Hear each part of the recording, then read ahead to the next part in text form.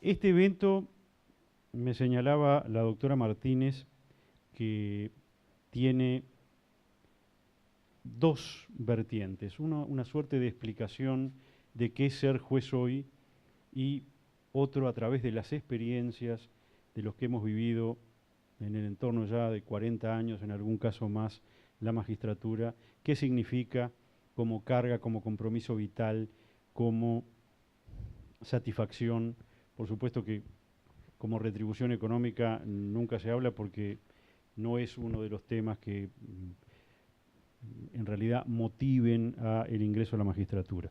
Tuvimos, aquí lo tengo, con el doctor Leslie Van Rompuy, un largo diferendo respecto a cuál podía considerarse el mayor obstáculo a la vocación judicial. El doctor Van Rompuy decía que era un problema vocacional, que era un problema de las cargas que conlleva el ser juez. Y yo sostenía que era un problema del nivel de la retribución salarial.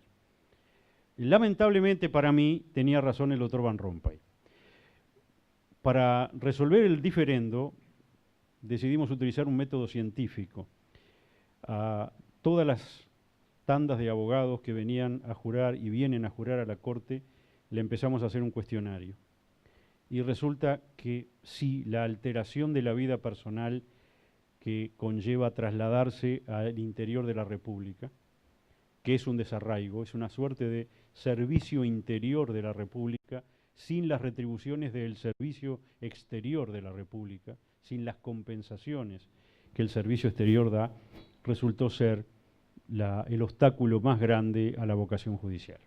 Uno se tiene que trasladar al interior de la República, al norte del país, separarse muchas veces no solo de familiares y amigos, a veces de la pareja y muchas veces incluso de los hijos, para poder ascender y desarrollar la carrera judicial. Incluso en dos periplos, uno hace un periplo por la República primero a nivel de la Judicatura de Paz y luego un segundo periplo a nivel de la Judicatura Letrada, que está llevando, salvo situaciones excepcionales como la que hoy terminamos de vivir, donde hicimos ascensos y traslados a 90 jueces de categoría de juez letrado suplente del interior para arriba, y eso aceleró enormemente el corrimiento de la pirámide.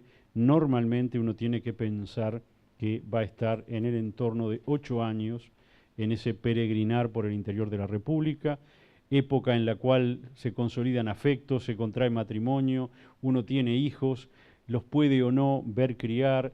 En el caso de las mujeres tienen problemas para trasladarse con ellos, la pareja muchas veces tiene que quedarse en Montevideo. Si los dos están en la carrera judicial, nunca van al mismo departamento porque no pueden, así que terminan en lugares disímiles de la República. Ese terminó, y yo lo he dicho públicamente y se lo vuelvo a decir al doctor Van Rompuy, tenía razón, eso terminó siendo el obstáculo mayor a la vocación judicial o al ejercicio de la magistratura y no el nivel de retribuciones, que en general hoy no es tan malo.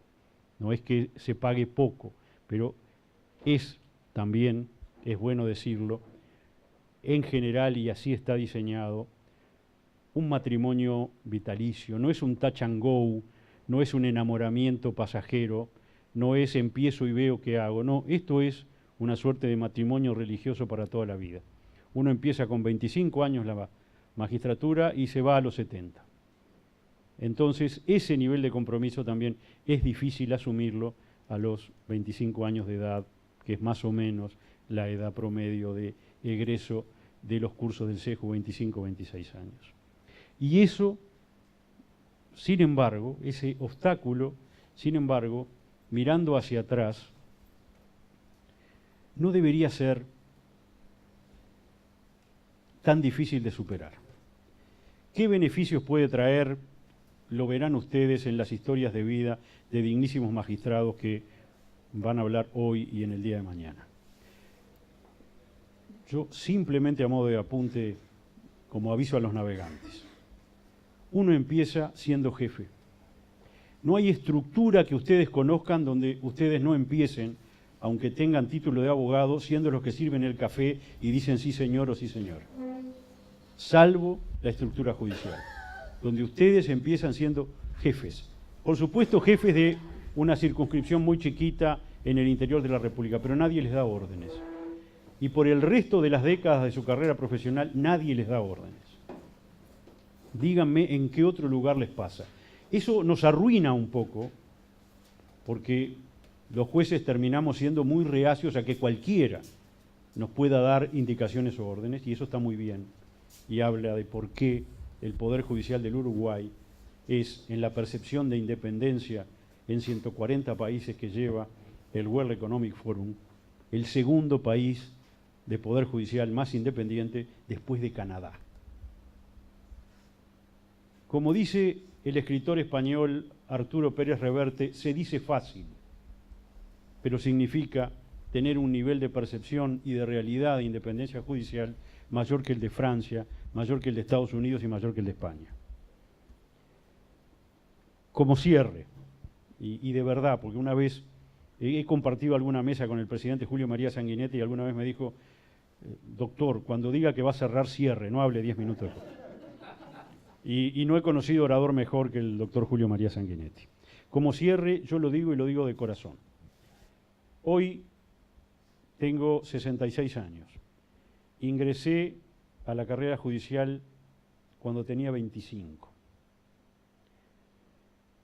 El mismo año, 1978, me casé con mi señora. Sabiendo todo lo que he vivido, sabiendo incluso el diferente nivel económico que le he podido dar a mi familia respecto a algunos colegas míos de la generación de 1970, famosa generación de la Facultad de Derecho de 1970, hoy, si volviera a tener 25 años, me volvería a casar con mi señora y volvería a entrar a la magistratura. Muchas gracias.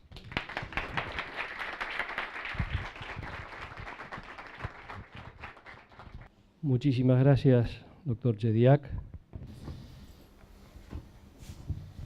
Bienvenidos todos.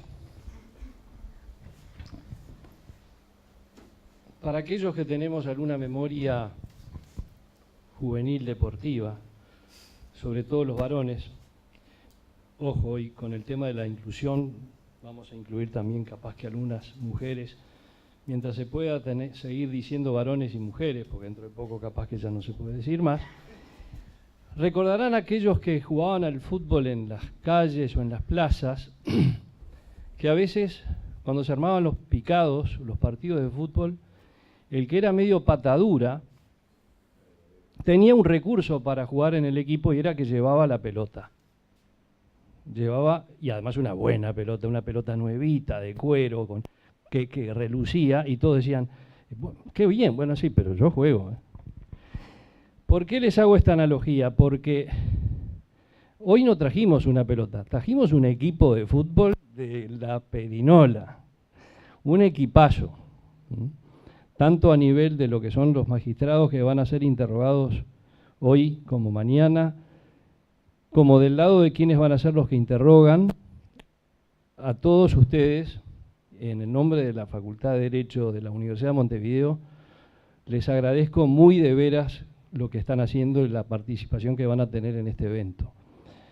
Por supuesto que por orden alfabético, a Eduardo Lombardi, que va a ser mañana uno de los interrogados, a Elena Martínez, hoy, a Ricardo Pérez Manrique, que ya les aviso que me avisó que llegaba un poco más tarde porque tenía un compromiso previo, pero va a estar acá en la segunda parte de la jornada de hoy. A Nilsa Salvo, que viene mañana, al doctor Leslie Van Rompuy y al doctor Rodolfo Vigo, que va a estar jugando un doble rol, hoy de interrogado y mañana de interrogador. Muchísimas gracias. Y por supuesto también a la doctora Virginia Barreiro, a Juan Bautista Echeverri, a Margarita de Jedus y a Santiago Pereira por el trabajo que van a hacer en su rol de periodistas, interrogadores o vaya a saber qué.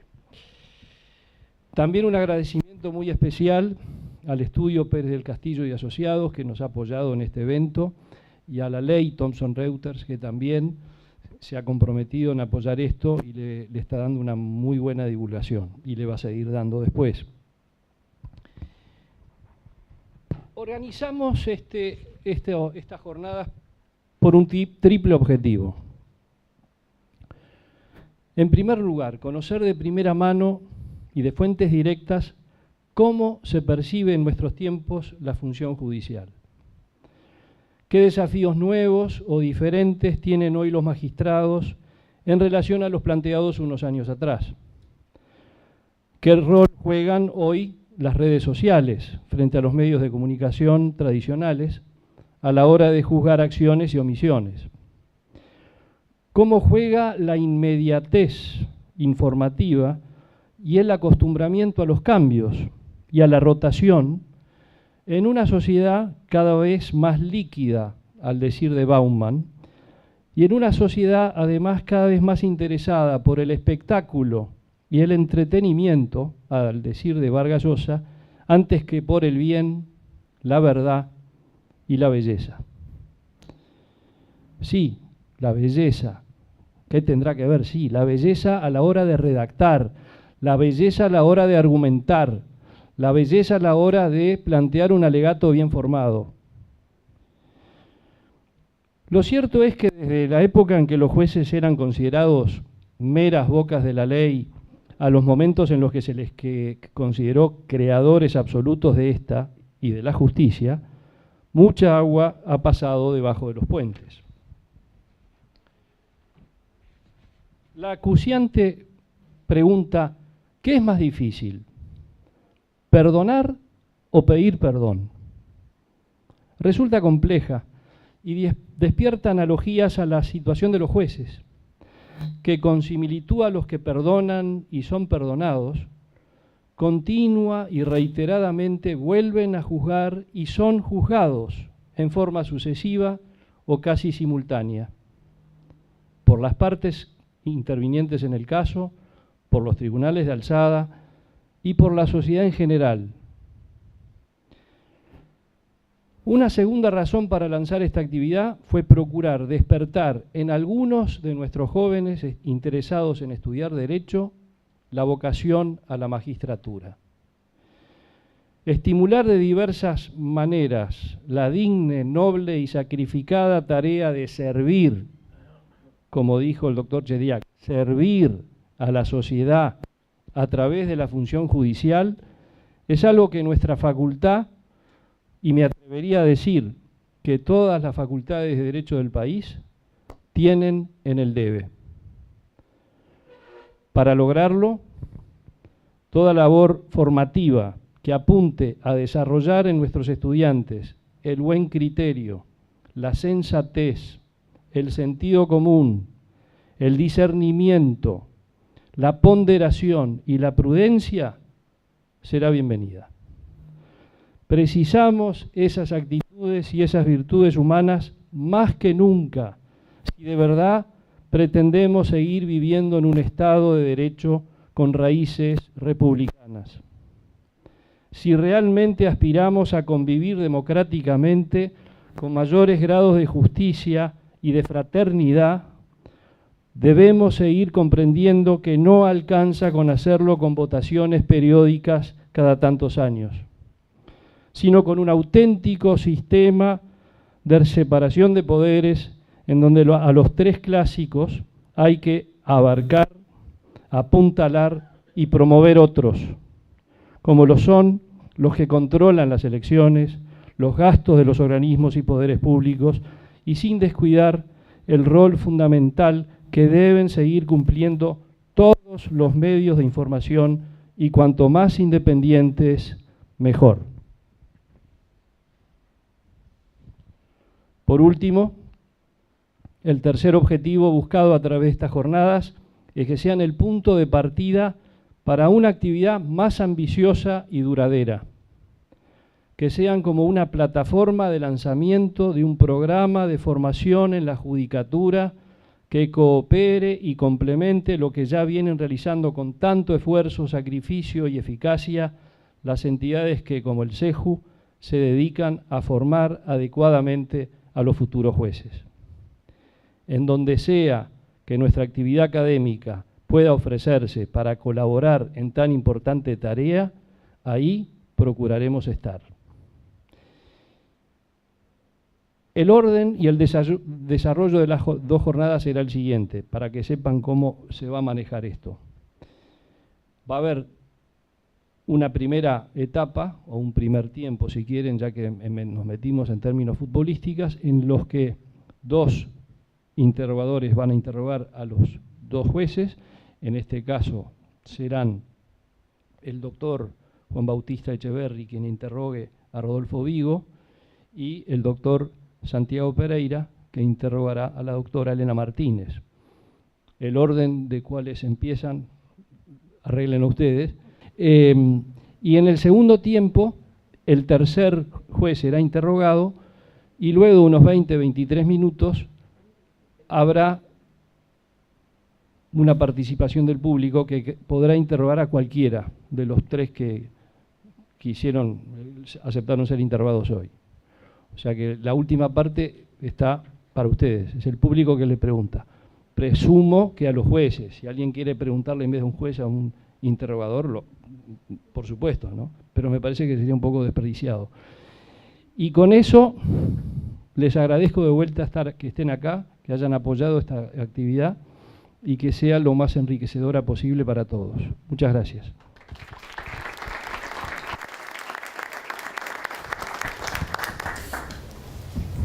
Bueno, ¿qué tal? Buenas tardes. En primer lugar, decir que es un honor participar de este evento en el día de hoy y de mañana. Un honor y un gusto participar de este panel y compartirlo con los docentes y magistrados y exmagistrados que van a conformarlo. En segundo lugar, agradecer a las autoridades de la universidad y al comité organizador por la invitación, que como dije recientemente es un gusto y un honor. Simplemente les menciono, les cuento mínimamente, yo soy, como mencionaron, Juan Bautista Echeverri, soy investigador del CONICET, que es un organismo de Argentina de ciencia y técnica, y profesor, mi especialidad es la filosofía del derecho,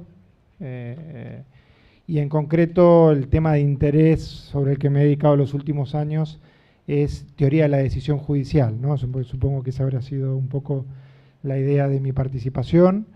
Y es un gusto también y también un honor que me toque en esta oportunidad compartir la función de entrevistador del profesor Rodolfo Vigo. Bueno, Rodolfo se presentará él mismo, pero como muchos de ustedes saben, es docente también de filosofía del derecho, creador en Buenos Aires de una disciplina, de un área que cultiva en la Universidad Austral, que es el derecho judicial, y además ha sido magistrado durante muchos años del Tribunal Superior de Santa Fe. Entonces, teniendo en cuenta un poco sus antecedentes como docente de filosofía del derecho, como magistrado del Tribunal Superior, se me había ocurrido que una primera pregunta que podría formularle es una pregunta que formuló hace unos años atrás un profesor muy influyente de Estados Unidos de filosofía del derecho que se llamó Ronald Dworkin. Y la pregunta la formuló además en Sudamérica, en una conferencia que dictó en Brasil, en Río de Janeiro, que decía lo siguiente, y después supuso una publicación famosa de él, y la pregunta era la siguiente: ¿deben los jueces ser filósofos? Así se llamó la publicación, ¿deben los jueces ser filósofos? La respuesta que daba Dworkin, simplemente como puntapié, para que después Rodolfo nos dé su opinión, que comparte o que disiente con este autor americano, Ronald Dworkin, es que los jueces inevitablemente en algunas circunstancias debían resolver casos dramáticos. Y en esos casos dramáticos muchas veces debían apelar a una serie de principios valorativos que requerían inevitable algún conocimiento mínimo de filosofía para su utilización y aplicación. En concreto, Ronald Dworkin pone varios ejemplos en los que sucede esto, pero uno de los más famosos es uno en el cual en el estado de Nueva York tienen que decidir un tribunal si darle la herencia a un nieto que mata a su abuelo para cobrar esa herencia y en ese estado no existía, como existen los códigos que se derivan del Código Napoleónico, la causal de indignidad para el cobro de la herencia. Entonces, según la letra de las normas de la regulación del Estado de Nueva York de ese tiempo, que en el siglo XIX, pareciera que habría que darle la herencia, pero por otro lado parecía contradictorio con la finalidad de la normativa, permitirle que el nieto logre cobrar la herencia por haber matado a su abuelo. Nada, esa es mi primera pregunta. Bueno, por supuesto, antes de entrar a la respuesta, agradecer a la Universidad de Montevideo, agradecer la oportunidad que me brindan intercambiar en este conversatorio puntos de vista, reunirme con colegas, tanto del ámbito judicial como del ámbito académico. Por supuesto, muy honrado, agradecido y muy a gusto. Entrado este tema, se me ocurría introducirme con una pequeña cuestión, dado el tono que le dio Nicolás al comienzo de los objetivos, una cuestión más bien testimonial, porque yo vengo de familia de juristas, abuelo, padre, todos mis tíos varones, todos mis hermanos, varones y mujeres, muchos primos, y en ese marco yo había decidido dedicarme a la vida académica. Una cosa rara en la Argentina, que incluso mi padre resistía decididamente porque había pensado que yo iba a quedar a cargo del estudio de él, me llamo igual que él, exactamente igual, y sin embargo lo sorprendí con esa vocación académica y encima en un área que mi padre no entendía muy bien, la finalidad, utilidad, sentido, y más bien lo asociaba, la filosofía del derecho, me olvidaba de decir, más bien mi padre lo asociaba a guitarreada, ¿no? Y lo peor que cuando yo le pregunté, me hacía una pregunta jurídica, le gustaba mucho así llevarme a ese terreno, una de las cosas que más me molestaba, que por otro lado es casi connatural para un filósofo el derecho responderle como le respondía a mi padre, pues mi padre pretendía que yo respondiera un sí y un no, blanco-negro. Y habitualmente yo respondía, bueno, mirá, en principio las cosas son así. Y eso lo molestaba mucho porque para él era una prueba que yo no tenía ni idea de lo que era el derecho, porque las cosas no son más o menos, o blancas o negras. Bien, en ese marco, después viene la democracia en el año 83, y yo entro, a diferencia de acá, ustedes saben que en la Argentina nos cuesta el orden y sobre todo los órdenes institucionales. Viene el 83, la democracia, y me ofrecen algunos amigos míos de toda la vida, así, de toda la vida, intercambiamos padrinazgos, vacaciones, etcétera, que habían entrado casi de casualidad, sobre todo uno de ellos, a la política, pero con puestos muy relevantes, me ofrece entrar a la justicia. Yo dudé bastante de aceptar ese ofrecimiento y justamente a tenor de mi padre, en una decisión que él estimaba irresponsable, yo entré a la justicia, ¿no? Mi padre entendía que era un irresponsable porque era entrar en un juego que me iba a costar muy caro, dado que una de las causales de la destitución judicial era la ignorancia manifiesta de la ley. Y yo entraba justamente en esa causal, ¿no? Ignorancia manifiesta de la ley. Entonces, que eso iba a ser un papelón para todo, para la familia, para el apellido, qué sé yo, y encima un costo personal que seguramente no me iba a poder reponer de ese costo. Yo tenía 38 años.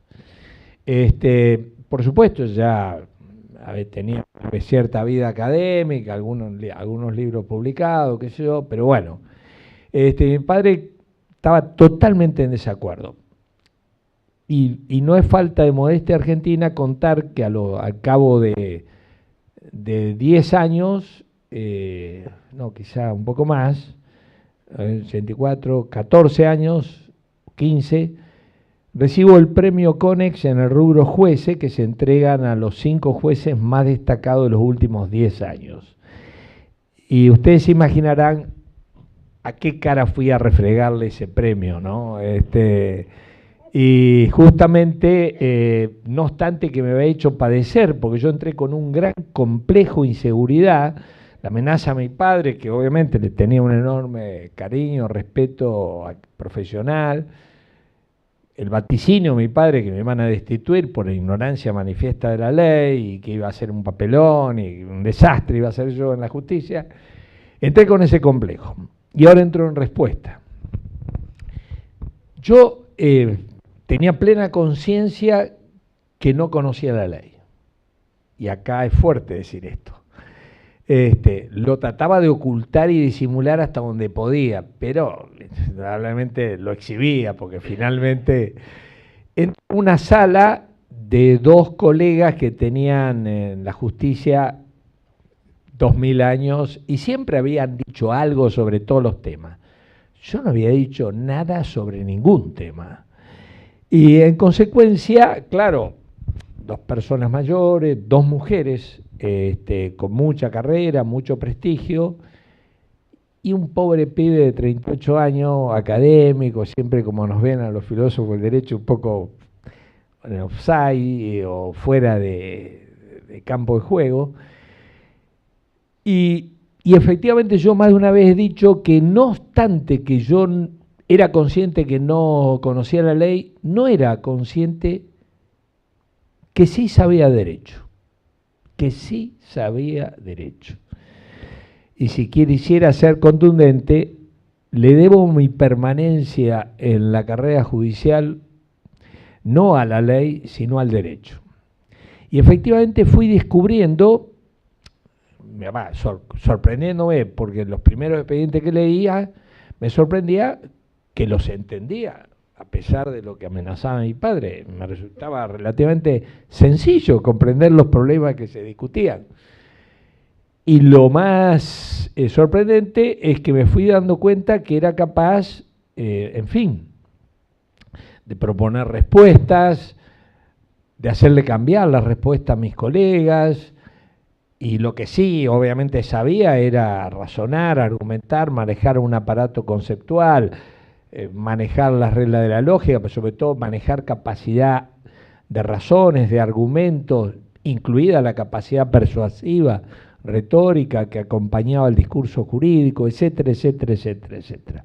Entonces, efectivamente, nosotros, yo estoy convencido que me salvó el derecho, la permanencia en la justicia, no obstante que conocer la ley me resultaba, a ver, la diferencia es que mis 2 colegas más o menos recordaban el texto de la ley, pero tenían que ir a leerlo, yo no recordaba nada.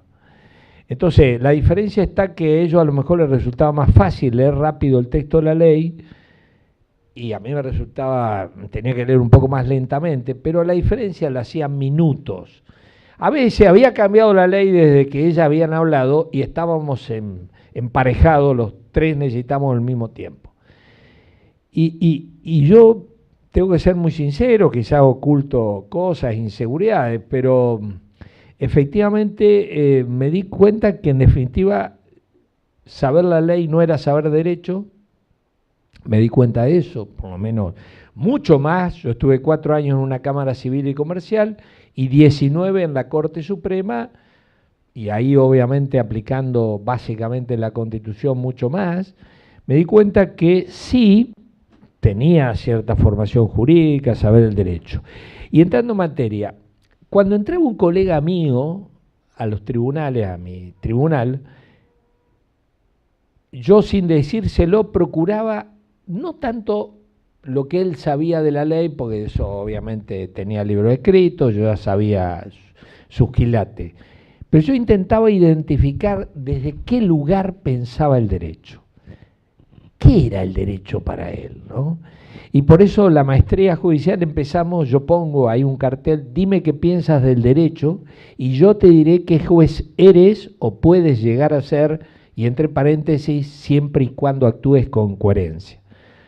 porque sí he conocido muchos esquizofrénicos inconscientes, puede ser que creen una cosa, hablan desde un derecho en un fallo, hablan de otro derecho.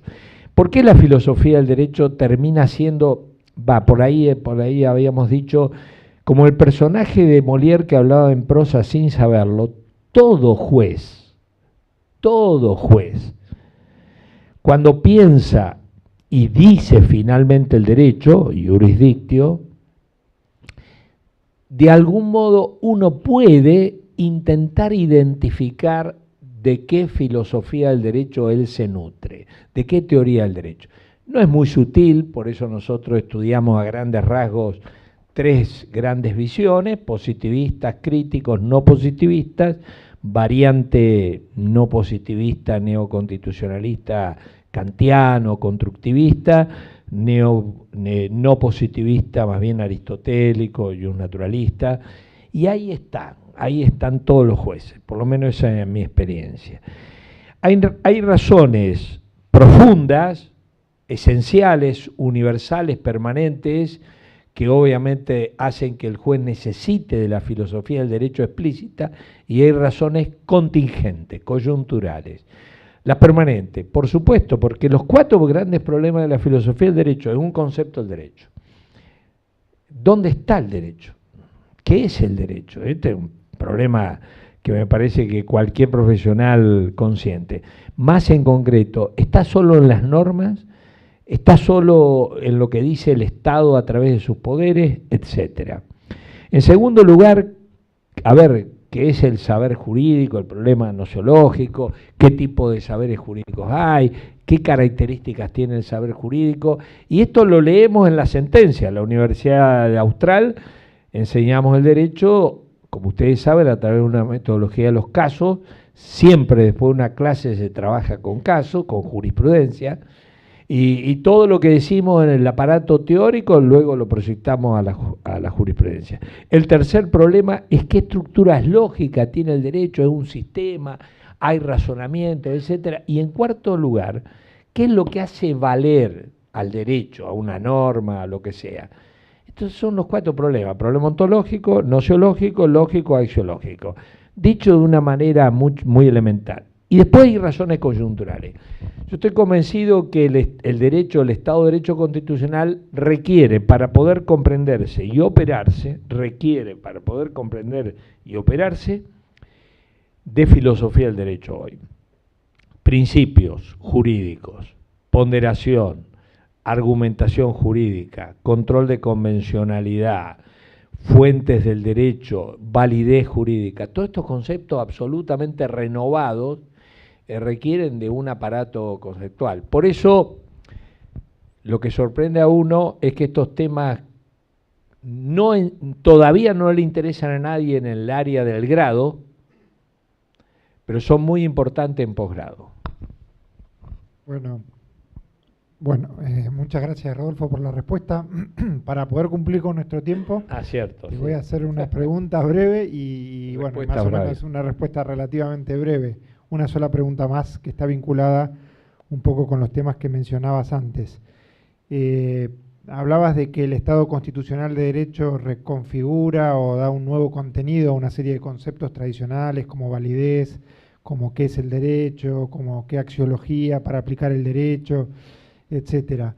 En ese sentido, ¿te parece que esta reconfiguración que puede llegar a darse en algún sentido en el Estado constitucional de derecho debería darse también en la formación de los jueces? ¿Debería suponer un cambio en la formación de los jueces? Y en ese sentido, ¿en qué cosas sugerís que debería cambiar la formación tradicional de los jueces a la formación actual? E incluso quizás animándonos a ir un poquito más hacia atrás, si ese cambio en la currícula de la formación de los jueces no debería suponer también un cambio en la currícula de la formación de los abogados y no solamente de los jueces. Y vinculo con esto si hay algún papel especial dentro de este cambio para el problema de la ética judicial. Nada más. Bueno, tratando de ser muy breve, es que efectivamente yo creo que cuando uno se pregunta cómo formamos a los juristas, hago las excepciones de las universidades uruguayas y voy a las universidades que conozco de otros lugares, ¿no? No me quiero meter con justamente cuestiones muy coyunturales acá. A ver, normalmente, ¿cómo uno puede llegar a pretender ser un buen estudiante en nuestra Facultad de Derecho? Si tiene dos cualidades. La primera, mucha memoria. Y la segunda, ninguna capacidad crítica. Con esas dos condiciones uno casi garantiza la medalla de oro. Porque los exámenes son así. Sería una falta de respeto que un alumno se introduzca un examen diciéndole a la mesa, yo he estado pensando... Mire, eso sonará un atrevimiento, una falta de respeto. Joven, usted no estaba a pensar nada. Está todo pensado acá ya. Está todo pensado. Usted está para repetir lo que le hemos enseñado. Para eso está. Entonces uno puede ser autista y terminar una medalla de oro también. Nunca haber dialogado. Y la verdad, ¿qué hace un juez? ¿Qué hace un abogado? Primer problema, conocer el caso. Los hechos. Esa es la primera premisa que se pone. ¿Lo mataron o se suicidó? Y ahí cada vez ni cortamos ni pinchamos. Están los peritos. Sí, somos perito peritorum, pero qué sé yo lo que me habla de la verdad. En una palabra estoy reivindicando la palabra de Tarufo y con eso punto. La verdad es condición de la justicia, ciencias duras, ciencias blandas, pseudociencia, ciencia basura, la clasificación de Tarufo. Entonces, una vez que conozco el caso, me doy vuelta. Sorpresa, me habían dicho que había una norma y una respuesta, que yo desentraño de esa norma y la aplico. Mentira. Mentira, yo lo que advierto, y esa fue una de mis primeras sorpresas, la importancia de los hechos, porque los hechos tienen una carga de juridicidad. Si yo le digo a mi madre que venía conduciendo 200 kilómetros y alcoholizado, y luego concluyo después de haber estado estudiando y consultando qué culpable, y para esto usted estudia, me diría mi madre, ¿no? Entonces, la segunda cuestión, me doy vuelta, veo el derecho. Claro, nada que ver con la pirámide. Primero no tiene solo normas, tiene principios y unos líos ahí terribles. Pero sobre todo descubro más de una respuesta jurídica, que nadie me había advertido que había más de una respuesta jurídica. Más bien me habían dicho que cuidado con el prevaricato, que si te apartás del sentido de la ley cometés un delito. Por eso todo lo que yo padecí, mis primeras disidencias, pues yo pensé que el lunes venía un fiscal a investigarnos. Bueno, entonces, varias respuestas jurídicas, algunas explícitas y otras implícitas. Algunas ya se han dicho, otras se me ocurrían a mí, porque efectivamente. Y bueno, luego de haber escogido una respuesta, tratar de respaldarlas con razones, eso se llama argumentación, y de manera persuasiva decirla, porque no basta tener buenas razones, sino hay que persuadir también, esto lo sabía Aristóteles, y entonces todo este mundo, en definitiva, de cuánto ha cambiado el derecho, normas, principios, el ingreso de la moral, pero además, como claro, unos le hacen ganar al actor y otros le hacen ganar al demandado, el primer enemigo que encontramos los jueces es el que perdió el juicio, obvio, que ese sale a matarnos habitualmente. Y si nosotros no tenemos legitimidad, claro, se la damos servida. Yo he conocido sentencias que se animó a dictar un camarista en mi provincia en temas de políticos, y en la Argentina, como ustedes saben, presunción jure de jure, donde está metido un político, ¿no? Y en consecuencia, sentencia a favor del político que solo lo podía sostener su legitimidad personal. En una palabra, cuando uno piensa la legitimidad judicial y sobre todo se pregunta por qué los jueces uruguayos, los jueces norteamericanos federales, tienen mucha legitimidad, porque ahí le prestan mucha atención a la ética. Esa es una de las claves, ¿no? No sé si ustedes conocen, ahí hace poco estuve en una tesis que se relataba todo el tema de la formación ética judicial a la familia de los jueces. A la familia de los jueces. Curso a la familia de los jueces. Yo trataba de trasladar esto en mente en mi ámbito familiar y seguramente no lograba que ninguno de mis 4 hijos fueran a las clases de ética judicial. Seguramente me diría, mira papá, este es un problema tuyo, yo soy otro, en fin. Allá, que obviamente son más tontos, entre comillas, le prestan mucha atención también a estos aspectos que tienen que ver con la ética, ¿no? Entonces, me parece que es fundamental eso de la ética y la formación de los jueces. Yo, la verdad, que muy poco lo que le tengo que agradecer, a lo mejor soy un desagradecido, a lo que me hicieron aprender de Derecho en la Facultad de Derecho en el grado. Y no obstante en fin, que tuvo un desempeño decoroso, muy decoroso, qué sé yo, pero la verdad que a los fines de ser juez. Si quiero exagerar, la verdad que no me sirvió casi de nada la carrera de grado, casi de nada. Todo lo aprendí después. Y lo aprendí haciéndolo, porque está es un saber práctico, y acá está Aristóteles, son cosas que se aprenden haciéndolas. Una pregunta que está vinculada un poco con este problema de la ética judicial, con este problema de que de alguna manera, para quienes tienen que llevar adelante el control constitucional, no caben dudas, la influencia de los principios en el ordenamiento jurídico, pero quienes no lo tienen que hacer, por lo menos el papel de los principios en la interpretación de las normas, etcétera. Me surge la siguiente pregunta, que es una pregunta que generalmente está en el avispero del debate público, etcétera. ¿Cuál considerás que es el papel de las convicciones de justicia que tiene que tener, el papel de las comisiones de justicia que tiene el juez, que tienen que tener esas convicciones de justicia del juez en la toma de decisión que lleva adelante? Dicho de otra manera, para replantear la pregunta, ¿el juez a la hora de decidir tiene que tener en cuenta sus convicciones de justicia o en principio las convicciones de justicia que están plasmadas en el texto de la ley? Esa es la pregunta.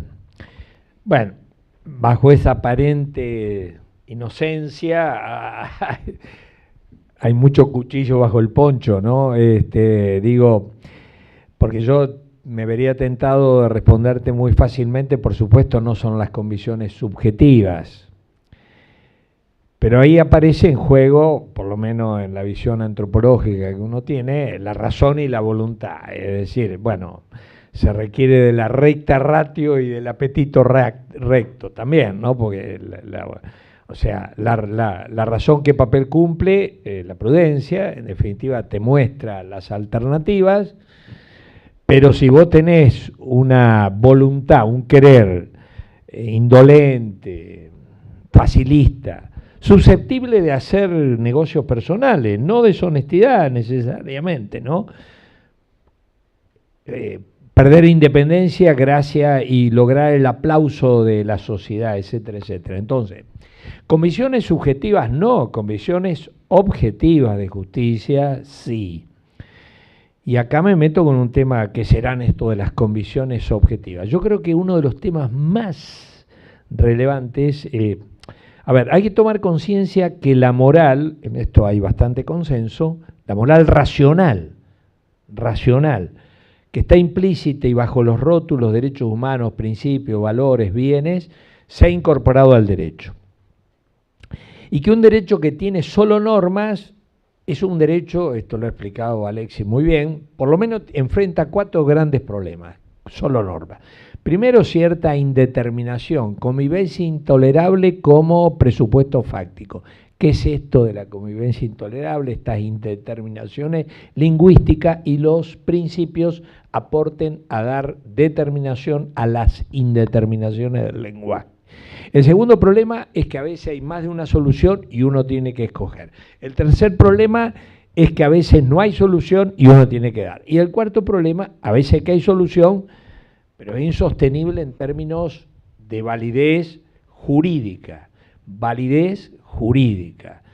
estoy tentado a acudir acá a la fórmula de Radbruch, la injusticia extrema en los derechos, etcétera, etcétera. Entonces, me parece que el mundo de los principios, los derechos humanos, la justicia, las convicciones morales, adquieren un valor y por eso, si lo quisiera decir de una manera muy demasiado gráfica y poco académica, a veces he dicho que en la experiencia de mi vida, y por supuesto ya hace 10 años que estoy jubilado y frecuento muchos poderes judiciales, vivo, de hecho esta semana más acá, el viernes estoy en Colombia, en la Corte Suprema de Colombia, es decir, todas medio así.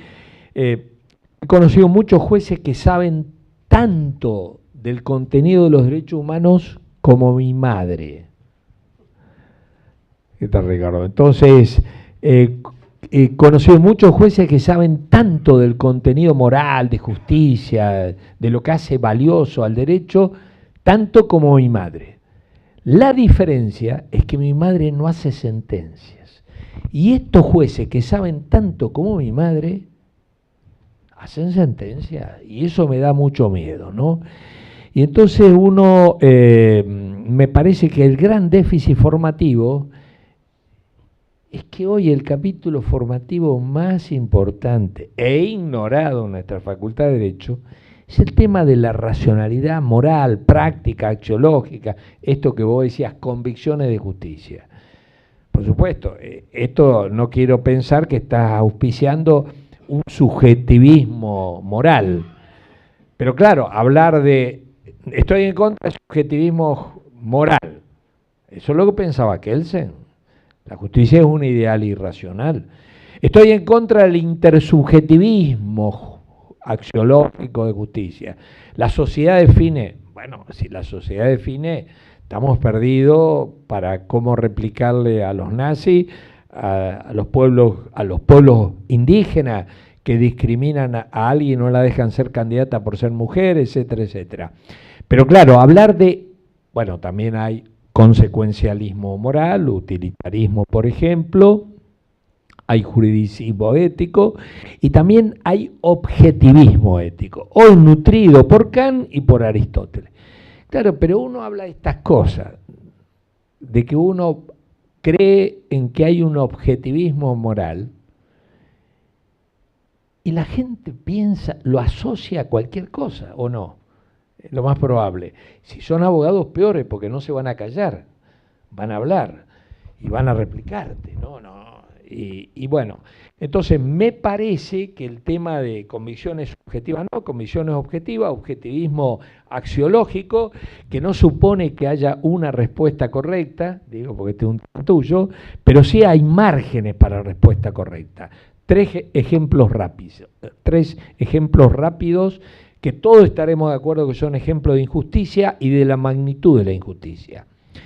Primer ejemplo, he trabajado todo el mes y no me pagan ningún centavo por el mes trabajado.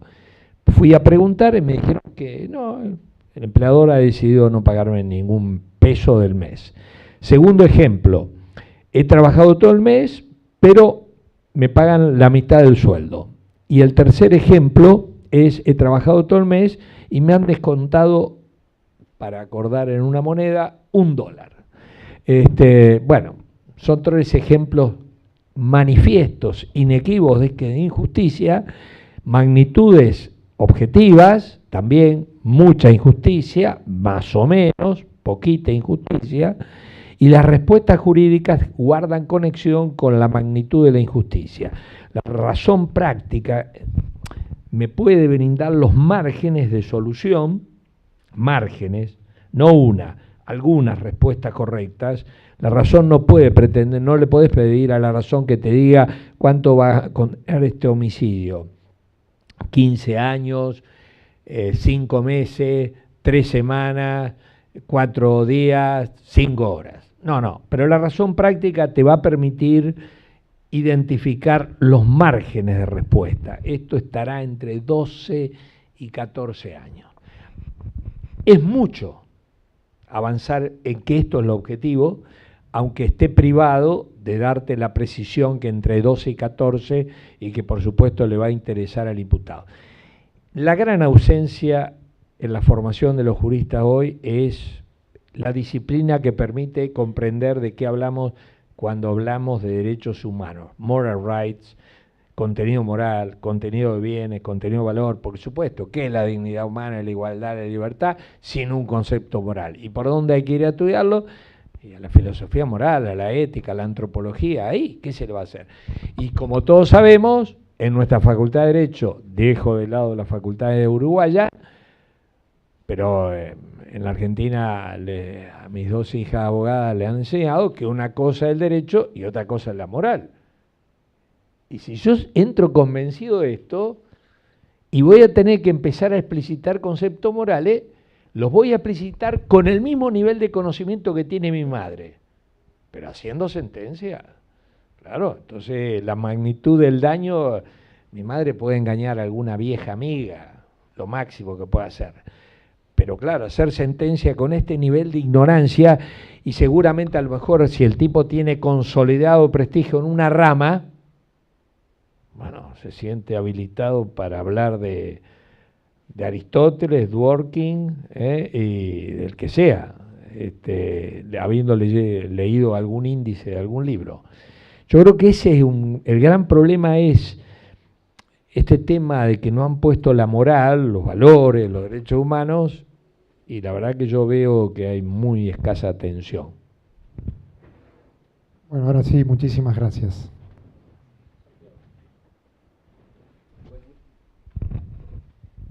Hola.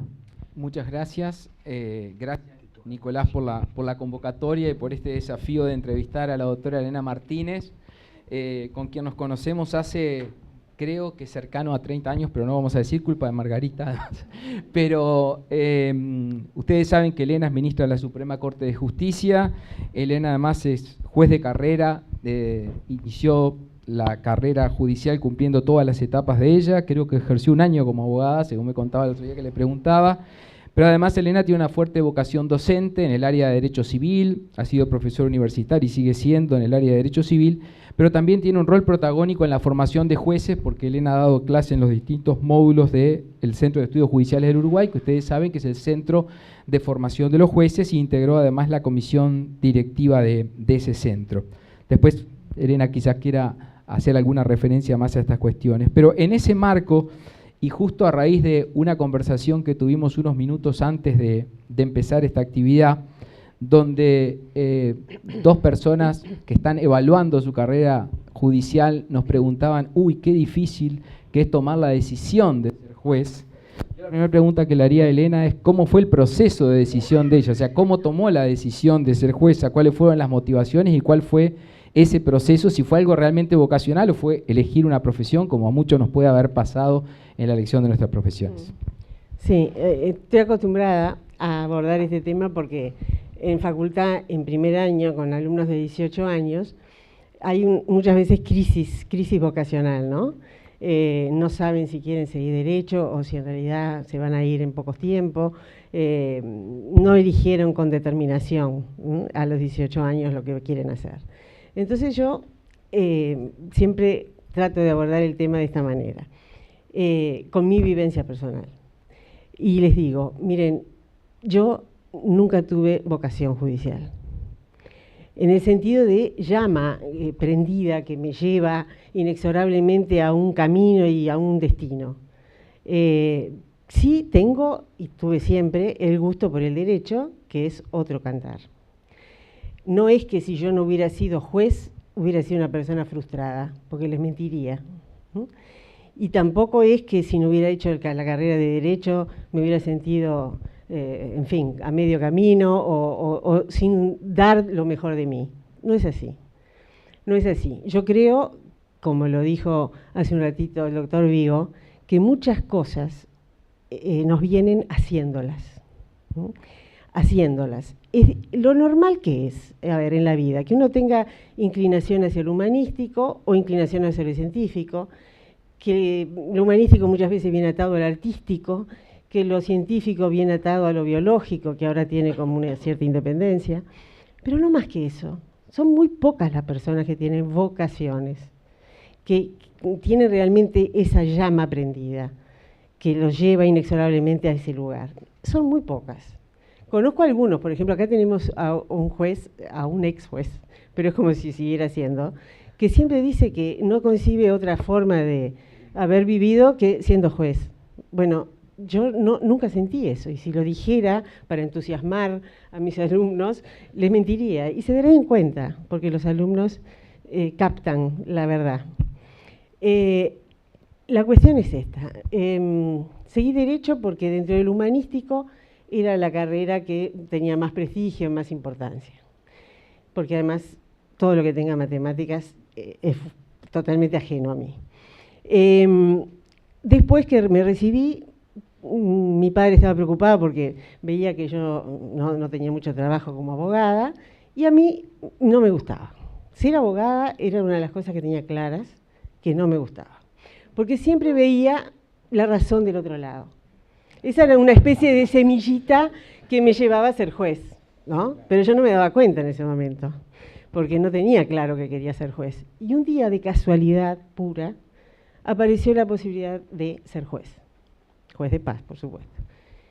Y fue recién ahí, haciendo las cosas, que me vino el entusiasmo, que me vino la certeza de que ese era el camino. Por eso hay una frase que yo siempre le cito de Baudelaire que dice: la inspiración viene trabajando. Y creo que viene trabajando en muchas disciplinas, no solo en el derecho. Si hay cantidad de áreas del conocimiento que son apasionantes. No bien uno le hinca el diente a las cosas, se entusiasma. Y sobre todo si además de leerlas y estudiarlas, las hace. Porque eso de que se aprende haciendo es una verdad gigantesca, ¿no?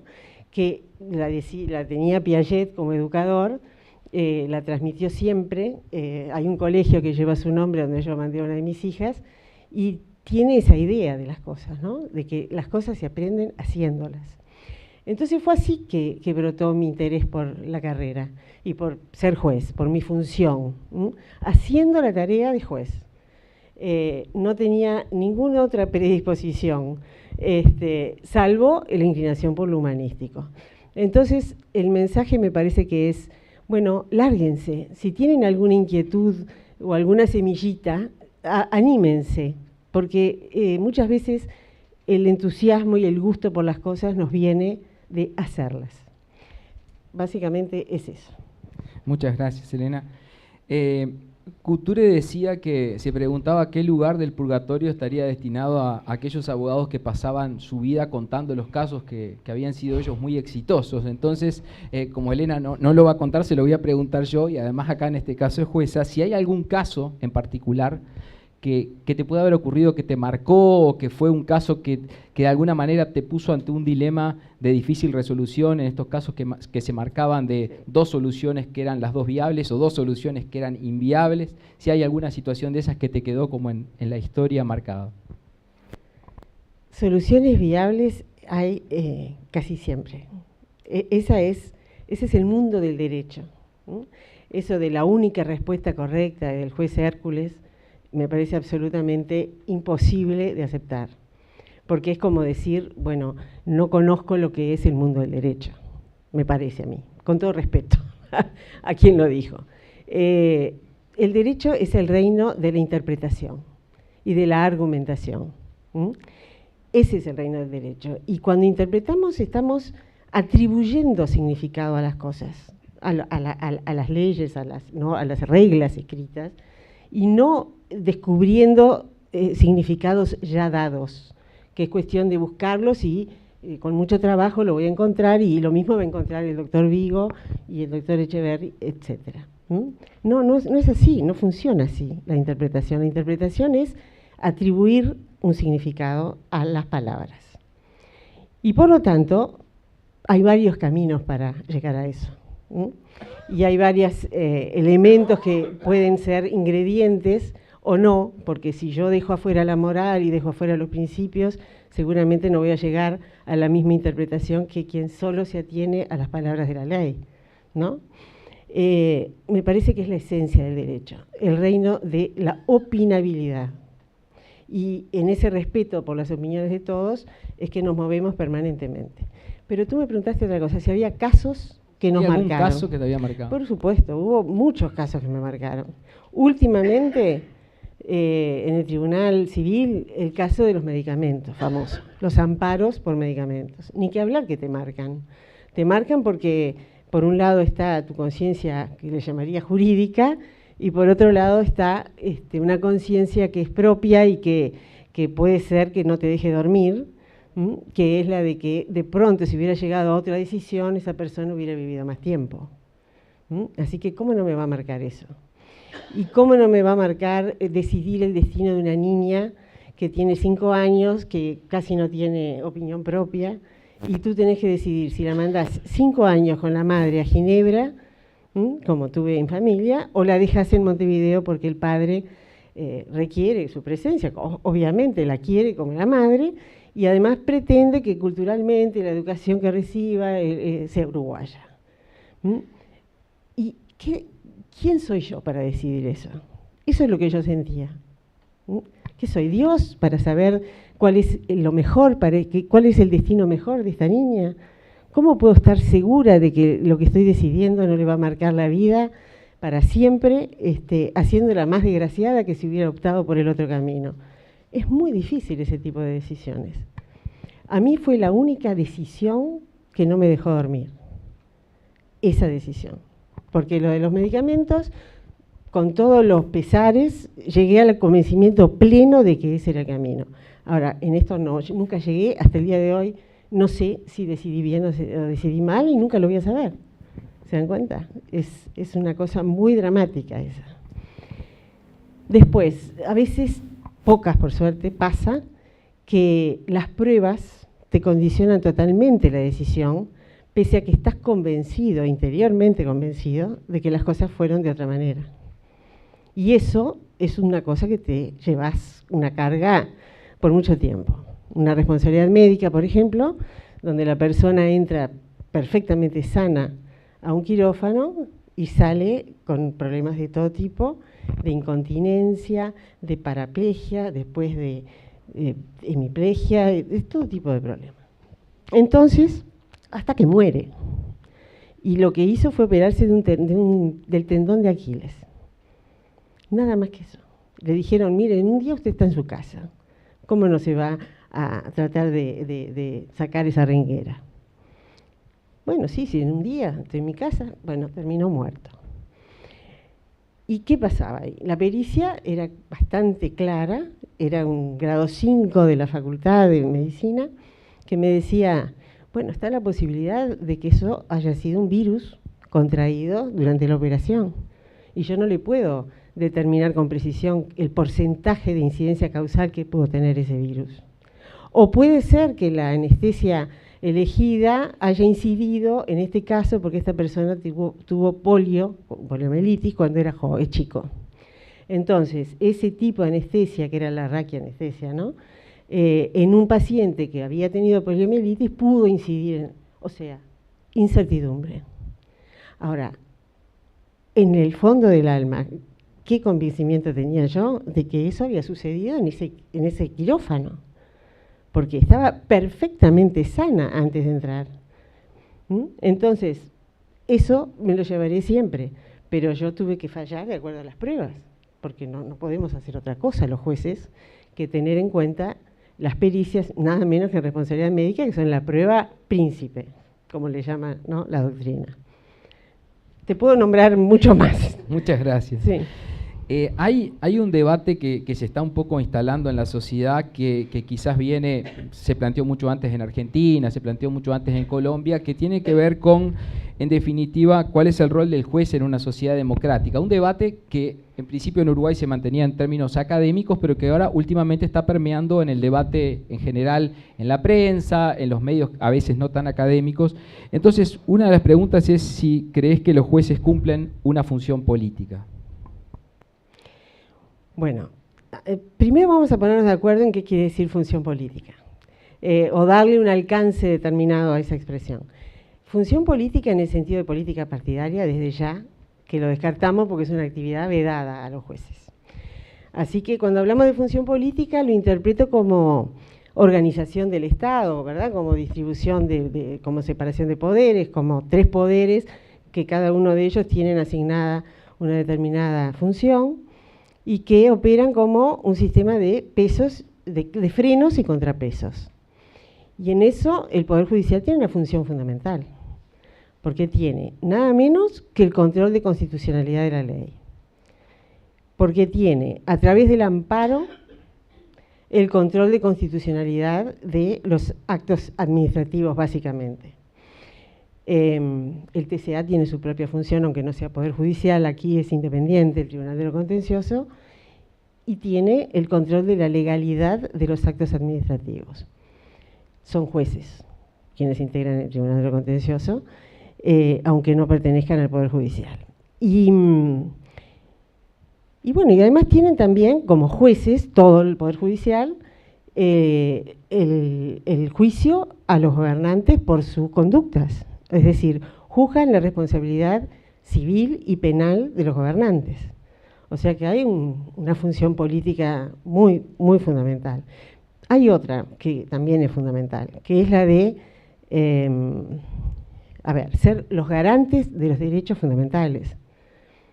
El Poder Judicial es el garante último de los derechos fundamentales ejerciendo un poder contramayoritario, es decir, contra las mayorías que son las que designan un poder ejecutivo o un poder legislativo en un momento determinado, ¿no? Mayorías contingentes, mayorías coyunturales.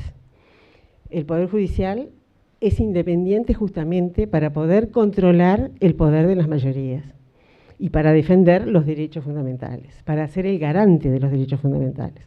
Así que tenemos nada menos que el control de la mayoría en el Poder Legislativo, es decir, el control de constitucionalidad de la ley es el control del poder de las mayorías. Así que sí tenemos una función política muy importante, fundamental.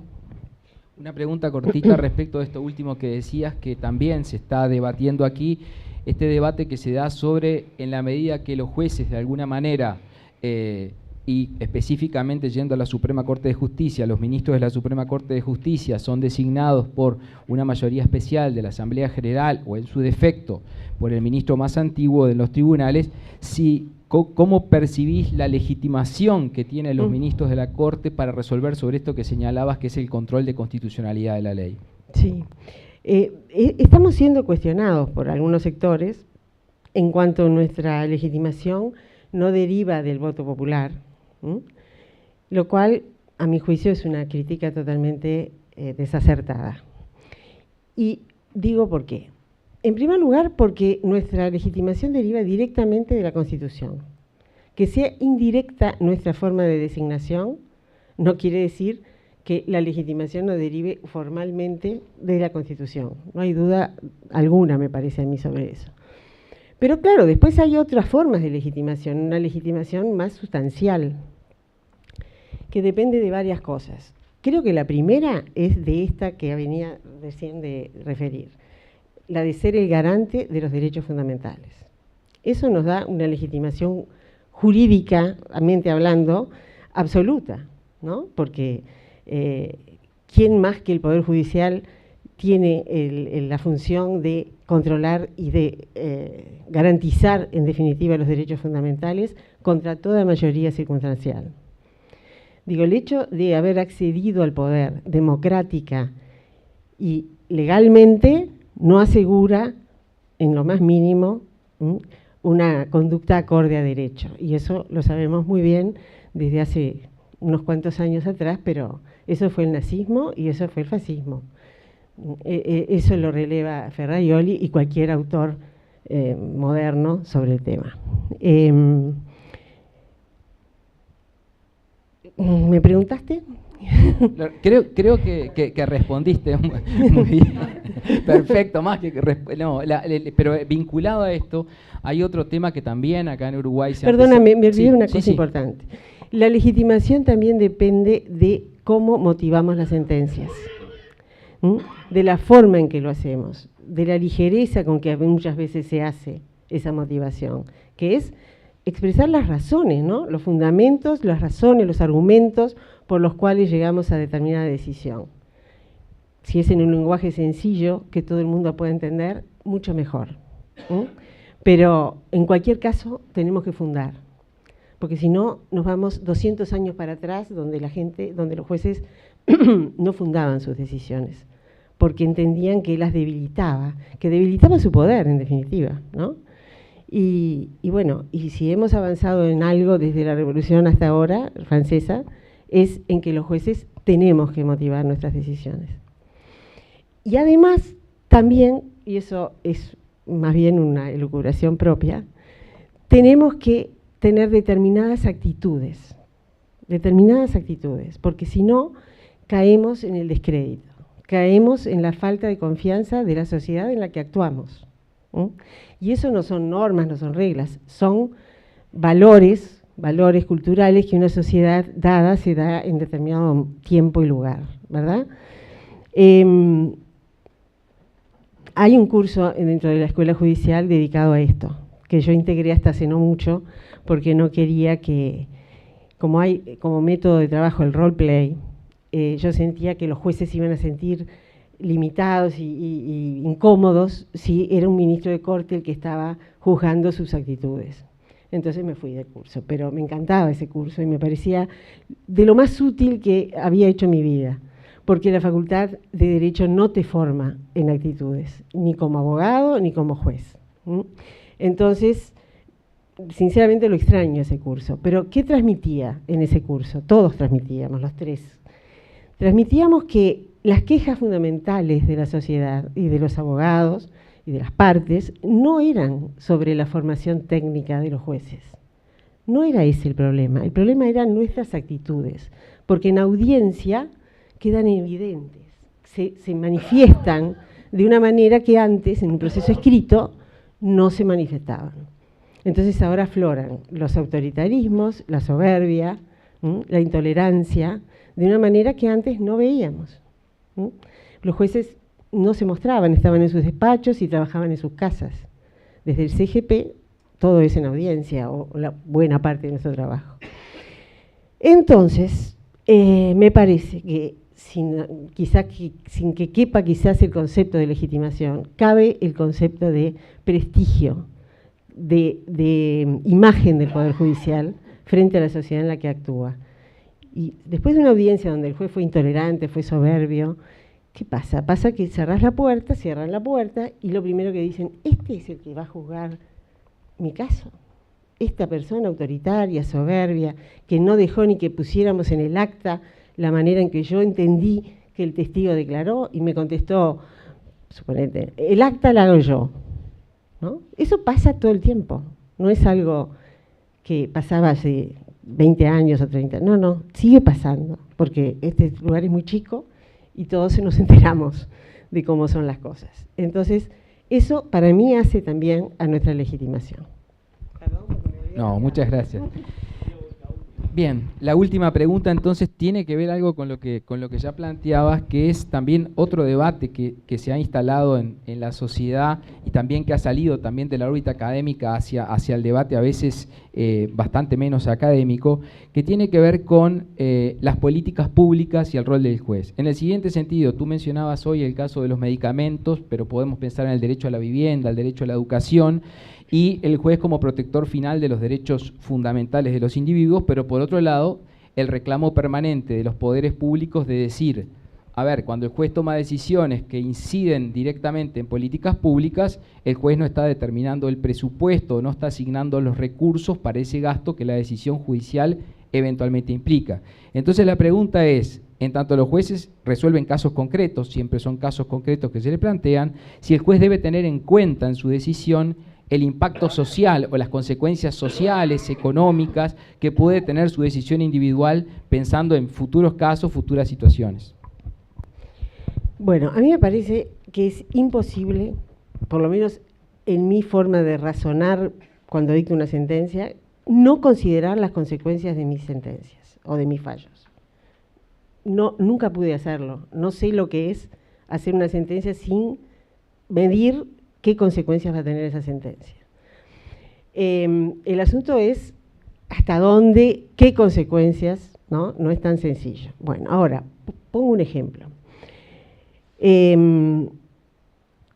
Cuando por primera vez fallamos sobre los montos de los daños morales, tenemos un tema importante para decidir, muy importante. ¿Qué hacemos? Miramos las pautas jurisprudenciales, porque hay muchas guías y hay muchos libros publicados y muchos trabajos en el anuario que nos pueden más o menos fijar los parámetros.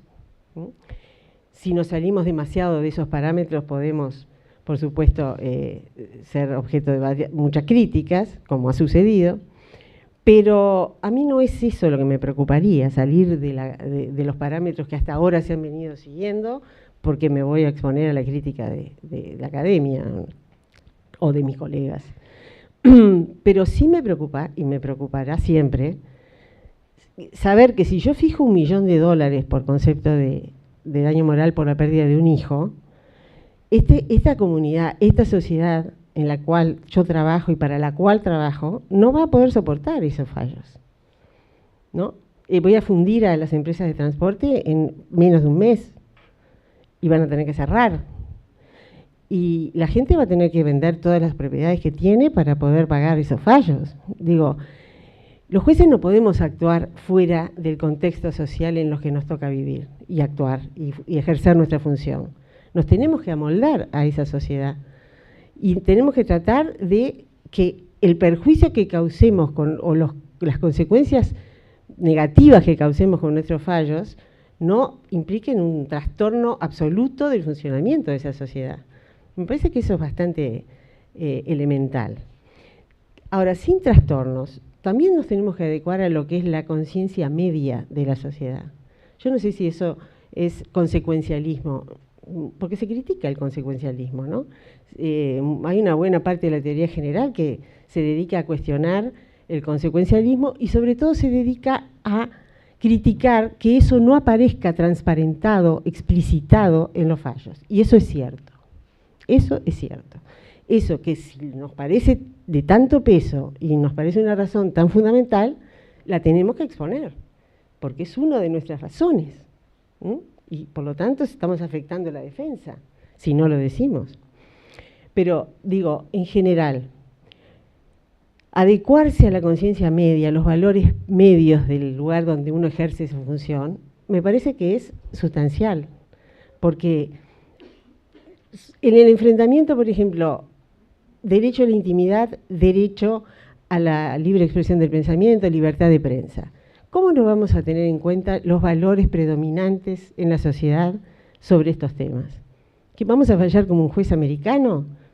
Bueno, si lo hacemos, obviamente vamos a lograr una crítica enorme, por lo menos en la sociedad uruguaya, que no concebimos, porque es así, el avasallamiento de ciertas reglas de privacidad y de intimidad por la libertad de prensa, o sacrificando la intimidad a favor del derecho a la libertad de prensa.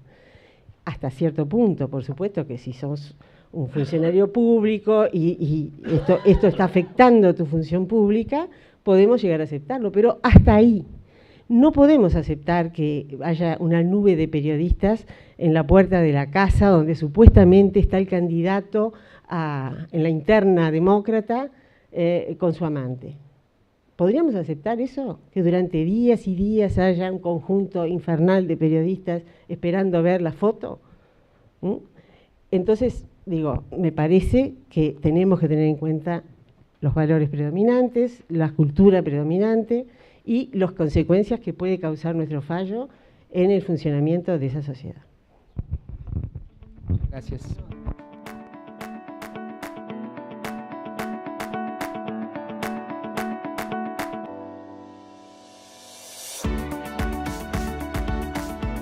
Bueno, doctor Pérez Manrique, la Facultad de Derecho forma abogados, ¿no es verdad? Y en general el 90%, la gran mayoría de ellos, cuando nos recibimos de abogados, optamos por el ejercicio libre de la profesión.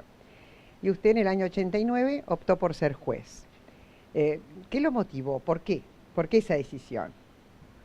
Bueno, digo, yo opté por la carrera judicial después de haber ejercido unos cuantos años la abogacía. Yo realmente sentía que la abogacía a mí no me generaba satisfacción. El ejercicio de la profesional, había temas particularmente que me complicaban la vida, digamos así. Uno fundamental era de que cuando uno está en el ejercicio profesional, tiene en el centro de su tarea defender el derecho a su cliente, y a veces tiene que defender el derecho a su cliente más allá de lo convencido que esté de ese derecho. Y realmente todos los años de ejercicio profesional a mí me permitieron advertir que yo tengo un sentido innato en la vida, que es empatía. Siempre considerar una situación de conflicto, de lo que fuere, a partir de considerar todos los intereses, digamos así, o los elementos involucrados en el conflicto. Y debo decir que ese proceso de insatisfacción con el ejercicio profesional me llevó a encontrar una vocación, porque realmente creo que una de las cosas fundamentales que debe tener el juez es el tema de empatía, es decir, ponerse en el lugar del otro. Y una cosa muy importante en el juez es ser capaz de bucear en las profundidades oceánicas cuáles son realmente los problemas de la gente, los problemas que están involucrados detrás de un proceso, que a veces no surgen de la demanda y de la contestación, sino que surgen del propio desarrollo del proceso en sí. Y esto, yo debo decir que primero que me sentí bien haciendo este trabajo de juez. Segundo, sentí que como juez podía hacer que la gente solucionara realmente sus problemas. Entonces, por supuesto, no a través de sentencias brillantes, sino a través de, a lo largo de toda mi carrera he sido un juez muy conciliador.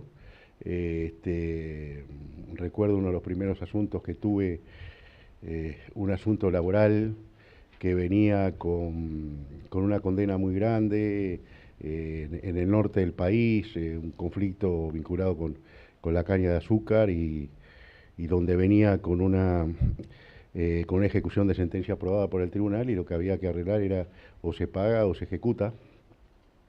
Y luego de dedicarle varias horas al asunto se terminó pagando en cuotas, pero se terminó pagando. Entonces, ahí sentí que yo había solucionado un problema a ambas partes. Y esto es parte de una experiencia personal, una experiencia de vida que me ha marcado muchísimo. Muy bien. Los jueces fallan, sentencian, resuelven, ¿no verdad?, los conflictos como todo ser humano. Ahora, como todo ser humano, fallan o pueden cometer errores. ¿Cuál diría usted que son los errores o más comunes, o en los cuales a lo mejor alguna vez usted incurrió o alguna vez usted vio que se puedan cometer al fallar?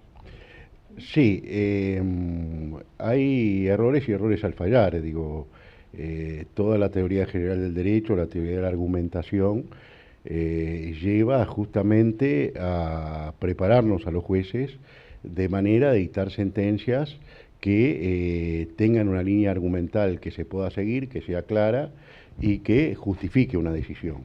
Como no estamos en una ciencia exacta, puede aparecer otra línea de pensamiento, o alguien que argumente de manera mejor o con argumentos que no fueron tenidos en cuenta, y que lleve a una revocatoria. Entonces, si a mí me preguntan, ¿usted se equivocó? Bueno, habría que ver aquellos casos en los cuales los fallos fueron considerados por tribunales superiores, y los tribunales superiores justamente están para eso, para enmendar los errores que se puedan cometer en los tribunales inferiores. Entonces, creo que uno de los aspectos de perfección que tiene este sistema es que cada cosa que uno resuelve, salvo cuando está en organismos que actúan en instancia única, o en el caso de la Corte, que es la última palabra, siempre existe la posibilidad, generalmente, de que un número mayor de jueces, porque generalmente son tribunales colegiados los que revén las decisiones, que un número mayor de jueces vuelva a controlar todo lo que uno hizo. Y eso es, primero, una garantía fundamental para justiciable, pero esencialmente es una gran tranquilidad para el juez. Muy bien. En general, la sociedad siempre tiene expectativas de justicia, de que se haga justicia en los fallos, que resuelvan en forma justa.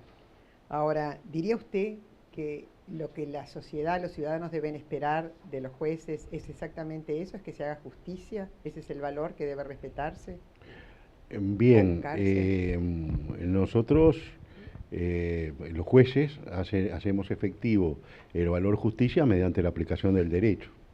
Entonces, en la medida que el derecho da soluciones justas, dictamos decisiones justas ajustadas al derecho. Ahora, ahí yo escuchaba del interesante interrogatorio que hizo Santiago a la doctora Martínez. Hay oportunidades en la carrera donde uno claramente determina que lo justo está para un lado y hay elementos como puede ser la prueba o algún elemento probatorio, algún elemento argumentativo pueden llevar a otro lado.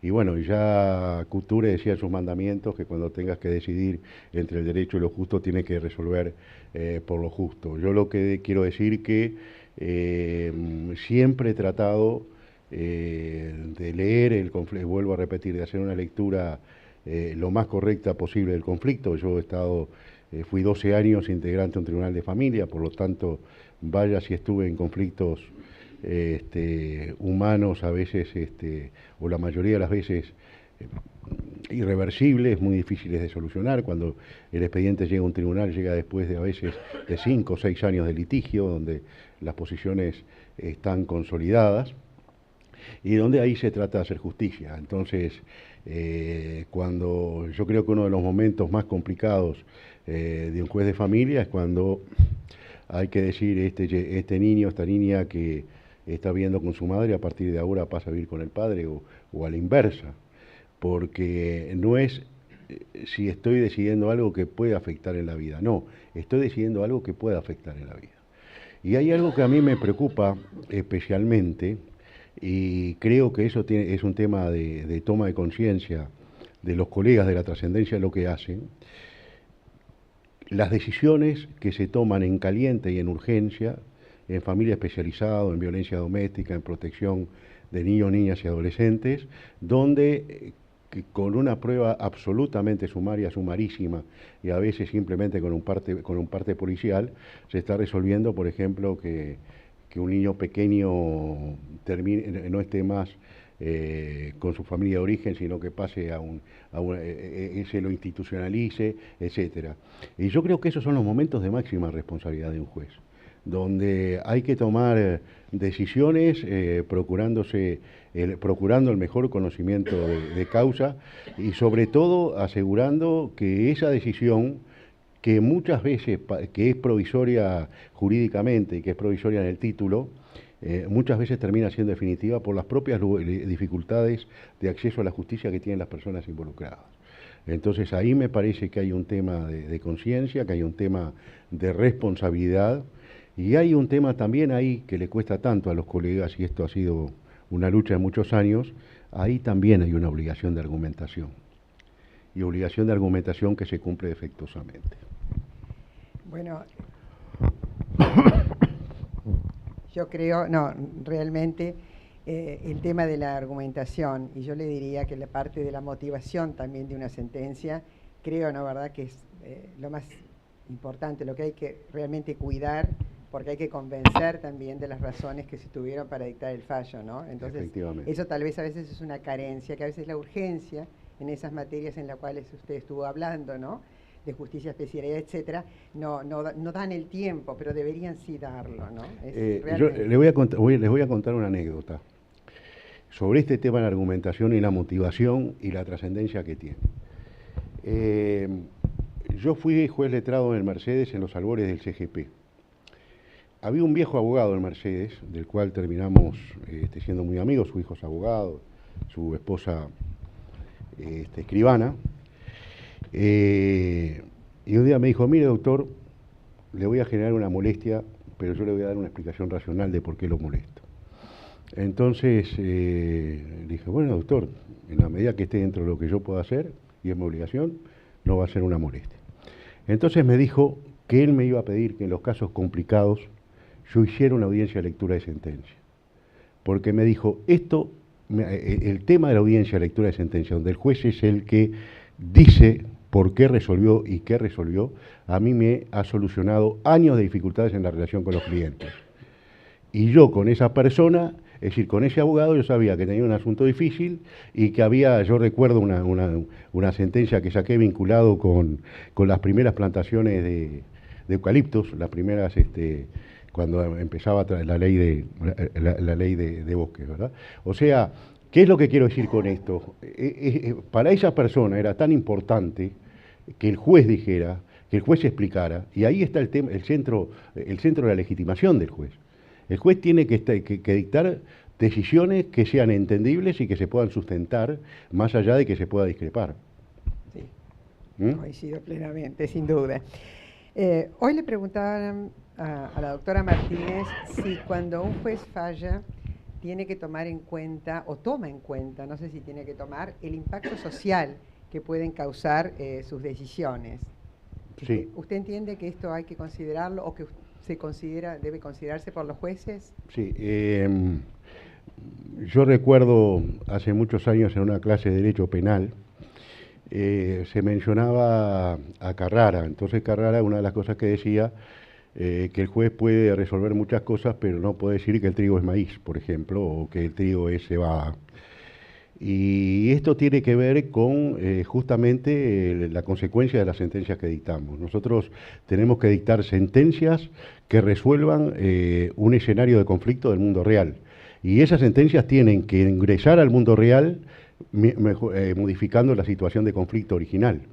Y si yo dicto sentencias que no pueden ser aplicadas porque son sentencias que no contemplan ese mundo real en el cual van a ser aplicadas, voy a estar haciendo perfectas obras literarias, etcétera, etcétera, pero no voy a estar dictando una sentencia.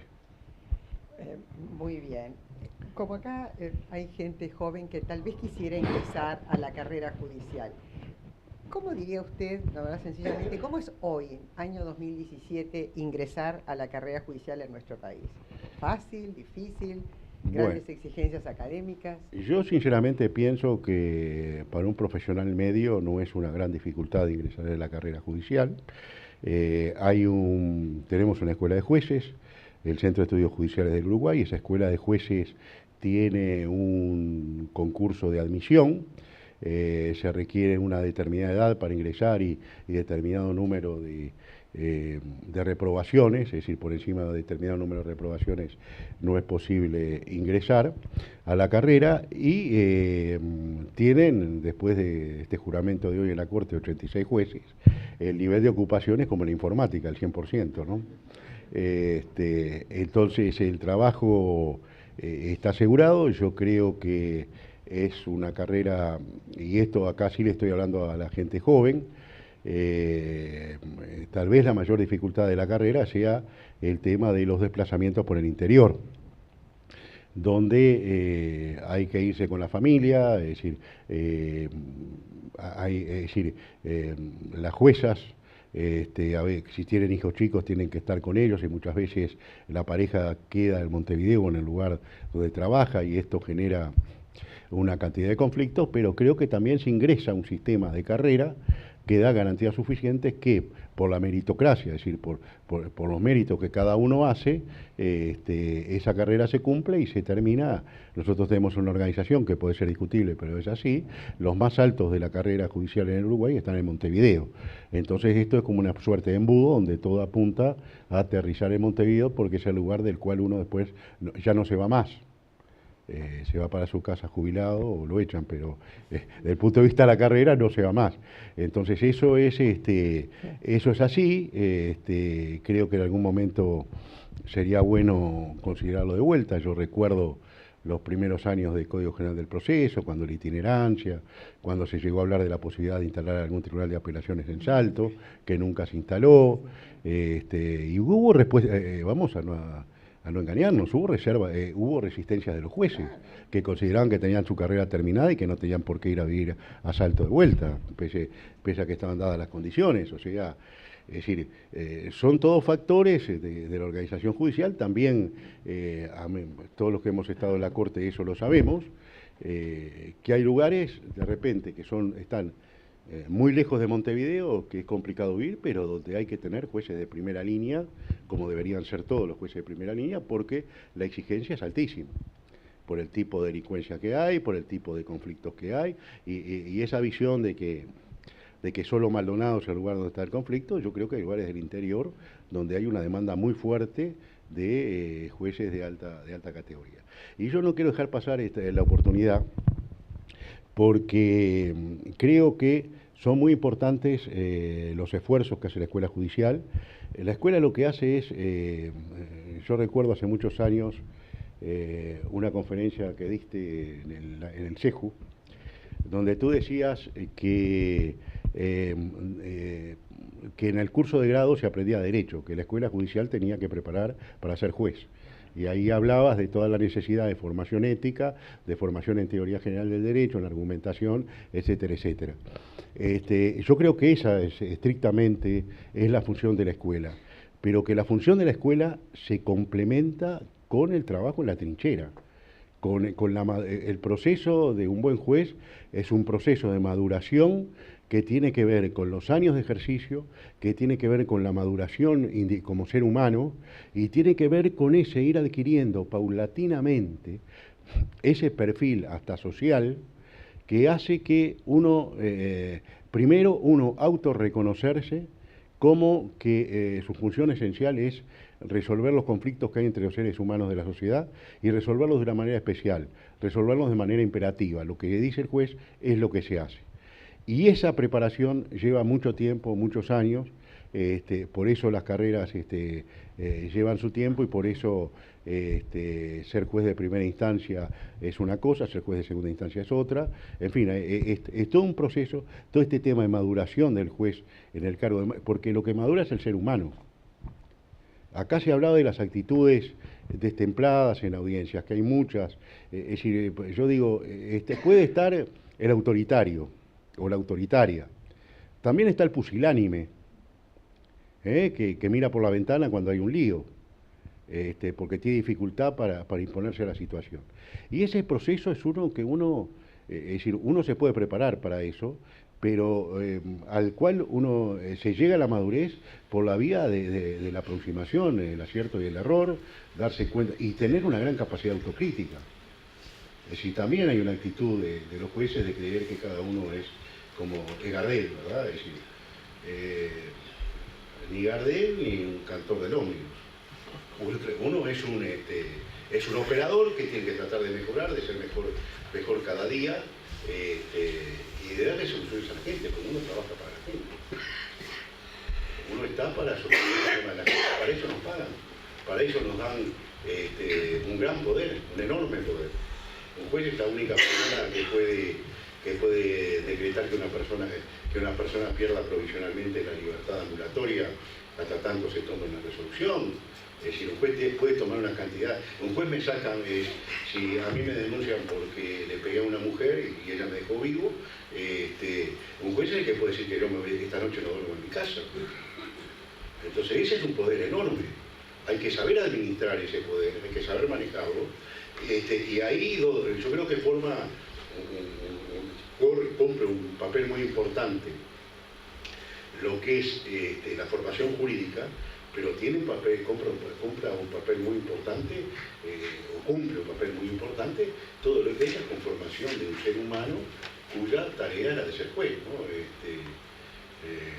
Atienza lo dice, bueno, cuando habla de ética, si la conformación o el lugar en la sociedad de la de jueces tienen unas obligaciones éticas que son especiales y determinadas. Bueno, doctor, creo que más o menos hemos agotado el interrogatorio a los efectos que puedan participar. Solamente le diría como última pregunta, de acuerdo a lo que usted ha dicho, ¿cómo identificaríamos entonces los ejes principales que deben informar o que deben regir la carrera judicial? ¿Cuál diría usted que serían los ejes para quienes siguen esta carrera judicial? Sí, mis dos ejes fundamentales son la ética y los derechos humanos. La ética en cuanto a la conformación de un ser que ejerce una determinada profesión en determinadas condiciones. Yo sostengo, y eso hace poco coincidimos con Rodolfo en Santiago en un seminario, y yo digo que es decir, el juez tiene la obligación, el compromiso ético de actuar conforme a las normas éticas todos los días, ¿verdad? Pero creo que también, si lo miramos en el reverso, creo que también el derecho humano tiene derecho a exigir que el juez se comporte éticamente. Es decir, el justiciable tiene derecho a que el juez se comporte éticamente, aunque un juez sea responsable, que estudie, que haga las audiencias en hora, que lo trate con respeto, que no se exponga inútilmente a situaciones que lo lleven a la recusación, etc. Hay una cantidad de principios éticos que se deben de cumplir. Y el otro es los derechos humanos. Los derechos humanos han revolucionado el mundo jurídico. Hoy cuando hablamos del bloque de constitucionalidad, cuando hablamos de que no aplicamos más la ley, sino que aplicamos derecho, de la ley al derecho, título de un libro que conozco, cuando decimos que aplicamos derecho, no aplicamos ley, ¿qué es lo que estamos diciendo? Estamos diciendo que hay niveles superiores del ordenamiento jurídico que se integran perfectamente y que llevan a la conformación de un corpus juris comune, un bloque de constitucionalidad que afecta cualquier decisión que tomemos en el mundo jurídico. Bueno, muy bien, muchas gracias. Moderador. Muchísimas gracias. Y ahora llega el momento de ustedes. ¿Alguien quiere hacer alguna pregunta a cualquiera de los magistrados que está hoy presente? Bueno, buenas noches y muchas gracias en principio a la universidad porque estos intercambios no se dan todos los días y creo que son valiosos no solo para la profesión sino para la convivencia en la sociedad, que al final del día es lo más importante. La pregunta que tengo es, el sistema de justicia obviamente los jueces tienen un lugar preponderante, pero los abogados de las partes también. Y creo que es en ese conjunto donde en definitiva se terminan llegando a las sentencias. Y me gustaría preguntarle a los jueces cuáles creen que son los desafíos en relación al comportamiento de los abogados que litigan frente a ustedes, que los preocupan hoy, si es que hay alguno que es nuevo o diferente de lo que pasaba hace años. Y en qué medida los abogados de las partes, digamos, cuáles son las expectativas que tienen los jueces con respecto al comportamiento de los abogados para que funcione el sistema de justicia. Nosotros creo que sabemos cuáles son las que tenemos respecto a los jueces y es las que se han estado hablando, pero querría ver la cuestión inversa, digamos. ¿Qué esperamos de los abogados? Esperamos de los abogados que estudien, que profundicen y que nos exijan. Yo he tenido la oportunidad de leer escritos que me han obligado a estudiar para entenderlo, para profundizar y para encontrar una solución. Y yo creo que muchas veces los jueces podemos llegar tan lejos o tan alto en nuestro razonamiento como lejos o alto esté la meta que plantea el abogado en su escrito. No sé si está claro el contenido de lo que estoy diciendo. Entonces, para mí es fundamental. Lo que pasa es que acá estamos hablando de la perspectiva de un juez. Yo siempre recuerdo, cuando ejercía la profesión, un abogado con muchos años, me enseñó una serie de máximas en el ejercicio profesional. Entonces una de las cosas que él me decía, y después como juez yo lo vi, que el abogado tiene que ser lo suficientemente hábil como para no mostrarle al juez una única puerta de salida al problema. Entonces, como que hay más de una solución y tratar de convencer de cuál es la mejor solución al problema, que obviamente va a ser la que más le convenga a su cliente. Pero para eso hay que conocer derecho, hay que estudiar el tema. Hay una cosa muy importante que los abogados a veces descuidan, que es el tema de la prueba. Es decir, la prueba de los hechos es la plataforma de lanzamiento sobre la cual aplicamos después el derecho. Si somos defectuosos, si no prevemos bien o si fallamos en la prueba, por más argumentación que hagamos después, si no hay una base fáctica, estamos liquidados. O sea, vuelvo a repetir, me parece buena la expresión, Cuanto más alto pongan ustedes el estándar y los sueños y los objetivos de la actuación profesional, más alto va a estar el estándar para el juez y para el objetivo de su trabajo. Bueno, por supuesto, suscribo lo que dice Ricardo. Le agregaría simplemente la cuestión ética, ¿no? Quizás cuando uno ve otras culturas, por ejemplo la anglosajona, y se sorprende de lo que significa la obstrucción de la justicia, mentir, etc.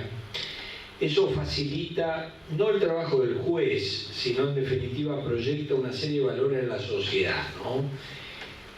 Lo que uno percibe, por lo menos hablando a lo mejor de lo que más conoce que Argentina, esa cuestión de la ética, la cuestión de la ética que se revela en lo que yo preparo, cómo preparo la causa, cómo reacciono ante la pérdida y tomar conciencia que uno es un auxiliar del juez.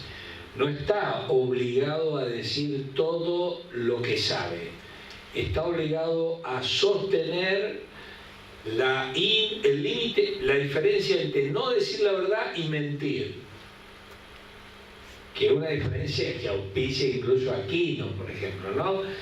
Yo no puedo afirmar, pero otra cosa es guardar el silencio. En cambio acá, en general, me parece que en nuestra cultura hay una especie de auspicio de la habilidad, entre comillas, asociado también a la falta de ética, ¿no? No puedo desaprovechar la oportunidad de hacerle tanto a Ricardo como a Rodolfo una pregunta que va enlazada con esto que estamos planteando, y es para los dos también, para que los dos nos puedan dar su visión. En esta sociedad que decíamos al principio, que se caracteriza por rendirle mucho culto al espectáculo y al entretenimiento, y con valores líquidos, me interesa mucho saber cómo hoy por hoy los jueces se tienen que plantear ante el fenómeno del lenguaje. ¿En qué sentido? El juego del lenguaje, el utilizar las palabras mediante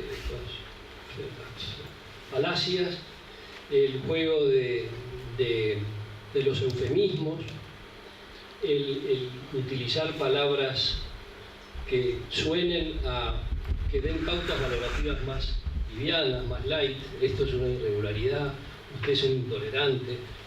Este fenómeno del juego del lenguaje, de la manipulación del lenguaje, que cada vez hay empresas más profesionalizadas en esto. Y paralelamente a este juego, la apropiación del lenguaje, porque hay algunas palabras que algunas entidades quieren apropiarse de un término que un tiempo atrás se entendía de una manera y hoy se entiende de otro, o hay que darle múltiples significados que antes no estaban previstos, por lo menos por la sociedad media. ¿Cómo se para un juez de hoy frente a estos dos fenómenos? El lenguaje manipulado y el lenguaje apropiado, es decir, términos que hoy se colocan como una especie de bastión y que antes querían decir una cosa y ahora quieren decir cosas totalmente distintas. Voy a decir una, por ejemplo, término género, término tolerancia o término matrimonio. Ahí tienen tres. A mí también yo creo que justamente tú manejaste tres términos que tienen, yo diría, una carga muy ideologizada en este momento, a través de todas las discusiones que hay sobre agenda de derechos, de la llamada agenda de derechos, etc. Y también hay como un lenguaje asociado a esto que tiene que ver como ciertos sofismas, de ver como verdades reveladas, cosas que no lo son tales. Yo creo que la pregunta más inquietante es cómo hace el juez para en su tarea abstraerse de esos contenidos. Nicolás lo planteaba en el lenguaje y yo lo planteo ahora vinculado con este tema, que es una cierta tendencia, en la medida que no ponemos independencia y el valor imparcialidad en su verdadero lugar, corremos el riesgo de hacer lo que los médicos llaman una medicina defensiva, los jueces un manejo defensivo, o los jueces sería una judicatura defensiva. ¿Y qué ya estoy hablando con esto? De moverme de tal manera en que estoy en una zona de confort.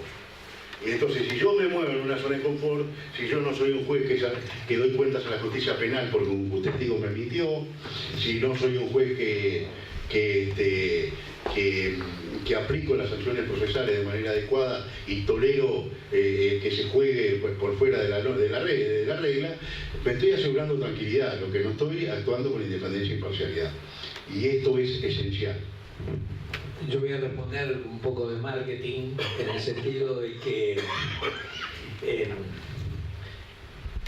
yo ahí, digamos, en mi propia experiencia me di cuenta justamente que nadie me había preparado para ser juez, así que mi venganza fue que encontré ahí en la Universidad Austral la posibilidad de gestar una maestría en Magistratura y Derecho Judicial, que lleva como 16, 17 años. Y el objeto de esa maestría fue luego la creación, ya llevamos 11 años, un departamento de Derecho Judicial. Acá este año celebramos las 10º jornadas de Derecho Judicial, fueron sobre el precedente. Leslie y Ricardo nos han honrado con la presencia en otras jornadas.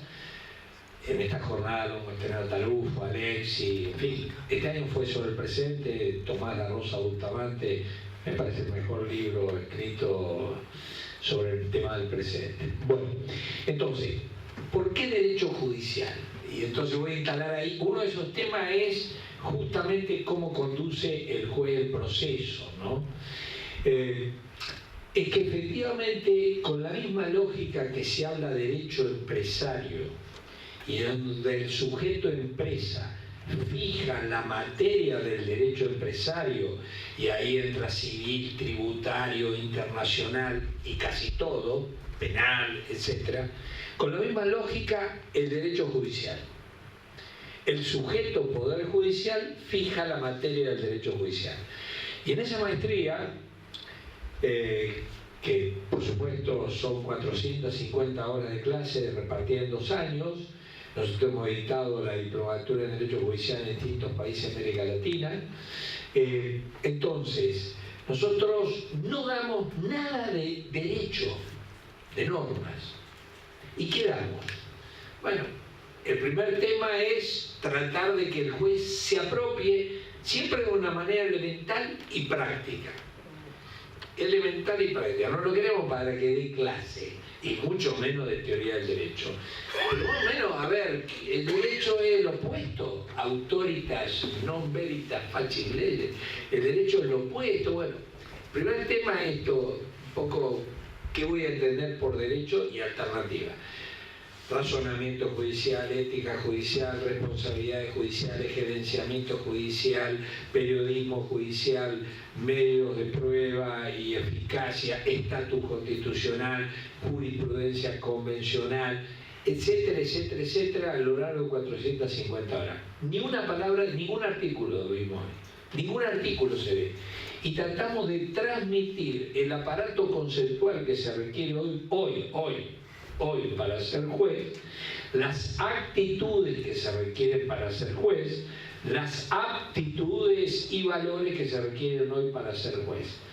Claro, y sin duda, ahora entrando específicamente al tema, en el tema de la ética del juez, ahí está también la ética del proceso, y vuelvo a un procesista que cité hoy, Tarufo, que tiene unas palabras espectaculares, y un tipo que está en el mundo, está preparando los códigos procesales de China, en fin.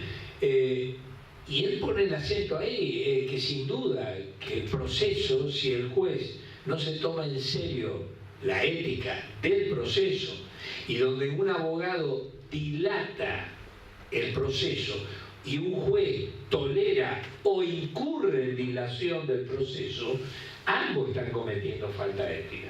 Claro, pero yo te pregunto ahora, y con eso termino, ¿quién va a estudiar este tema? lo desborda a los procesalistas. Este no es un tema del derecho estrictamente procesal. Pertenece, en fin, a otra disciplina. Hay que pensar el Poder Judicial y los temas del Poder Judicial. La pregunta, ¿quién lo estudia? ¿Quién se interesa? Este tema, me siguen explicando la interpretación, los métodos interpretativos, y el tema de la retórica no importa, que es un tema crucial, porque yo necesito dar razones, pero además tengo que darlas persuasivamente. Y eso es retórica. Y la mejor razón no implica que logre convencer si no le agrego a la retórica. Entonces, me parece que el siglo XXI, que es el siglo del Poder Judicial, como el XIX fue el siglo del Poder Legislativo, el XX del Poder Ejecutivo a grandes rasgos, requiere que alguien reaccione, pero preparar un juez también implica la práctica, pero un aparato conceptual. Y yo siempre trato de trasladar preguntas, es decir, ¿cuánto sabe un abogado, pero en serio, de haber estudiado el tema de derechos humanos, el contenido? ¿Qué quiere decir libertad, igualdad, ponderación, estos temas? Sí, saben que existen, pero ¿cuánto han trabajado esos temas? Hoy preparar un juez, yo creo que las sociedades no se han dado cuenta del poder que tienen los jueces y de algún modo mantenemos una inercia, pero el costo es en definitiva la credibilidad, porque Pato o Gallaveta pueden salir. Claro, pues por eso terminamos perdiendo legitimidad. Bien, estamos un poco excedidos de tiempo. Si alguien quisiera hacer una última pregunta, lo hacemos, pero mejor que no. ¿Vieron la retórica? La argumentación fuerte dice, si no, que callen. No para siempre.